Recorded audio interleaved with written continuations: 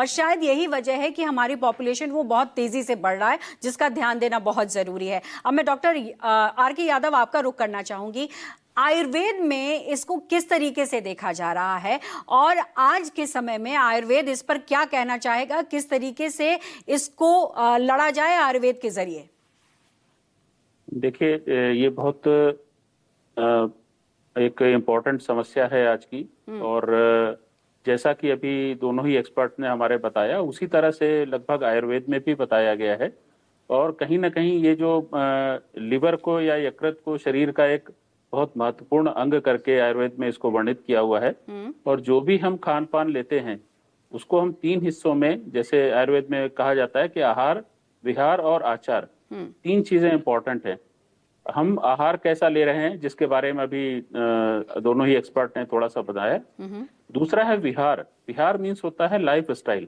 जो मैं समझता हूँ कि आज जो सबसे बड़ा कल्प्रिट है वो कहीं ना कहीं हमारी लाइफ स्टाइल है। बिल्कुल। और उसको जब हम मॉडिफाई करेंगे, तो जैसे हम लोग अभी ओपीडी में बैठते हैं, इन्वेस्टिगेशन कराते हैं, तो बहुत से पेशेंट जो हैं वो ग्रेड 1 फैटी लिवर के, तो कहना ही क्या है, वो लोग बहुत से, जिसका भी यूएसजी कराइए ग्रेड 1 फैटी लिवर निकलता ही निकलता है। तो ये समस्या इतनी विकराल है, आप ये समझ सकते हैं। तो कहीं ना कहीं इसके लिए हमारी लाइफ स्टाइल रिस्पॉन्सिबल है।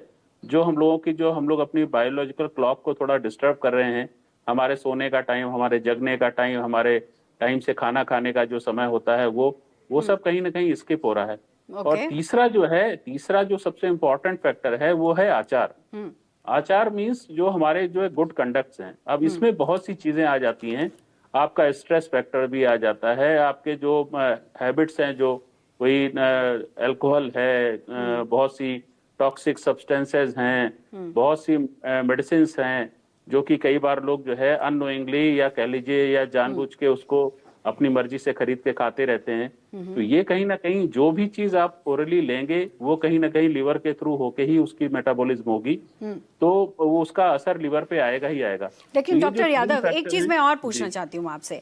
आजकल सोशल मीडिया पर हम बहुत सारी ऐसे रेमेडीज देखते हैं जिसमें ये कहा जाता है कि अगर आप ये पिएंगे तो आपका लिवर जो है डिटॉक्सिफाई हो जाएगा, ये कर लेंगे जी। तो डिटॉक्सिफाई हो जाएगा। आयुर्वेद के जरिए मैं समझना चाहूंगी, क्या कोई रेमेडीज है जिससे कि बहुत सारी दवाइयां ना खानी पड़े और लिवर जो है वो तंदुरुस्त हो जाए? जी, बिल्कुल ऐसा है। आप इसमें, क्योंकि हमारे यहाँ जैसे देखिए, एक तो जो डेली जो रूटीन है उसको फॉलो करने के लिए बताया है। उसको अगर आप पालन करेंगे तो उसमें बहुत निश्चित रूप से प्रभाव मिलेगा। ठीक है। दूसरी, हमारे एक यहाँ जो है बॉडी को प्योरीफाई करने के या डिटॉक्स करने के लिए सीजनल रजीम है। ओके। जिसमें कि हम जैसे फरवरी के आसपास जो है एक सीजनल देते हैं हम लोग वमन। इसी तरह से अक्टूबर नवंबर में हम लोग विरेचन का एक करते हैं। तो ओके। एक बार विरेचन जो है, विरेचन क्या है कि एक प्रकार से मेडिकेटेड, आप कह सकते हैं मेडिकल, जो हमारे जो घृत वगैरह हैं, घी हैं, उनको यूज करके फिर उसके बाद थोड़ा सा पेट को साफ करने की दवाएं दी जाती हैं। उसको लेने के बाद बहुत अच्छे प्रभाव जो है वो देखने को मिलते हैं।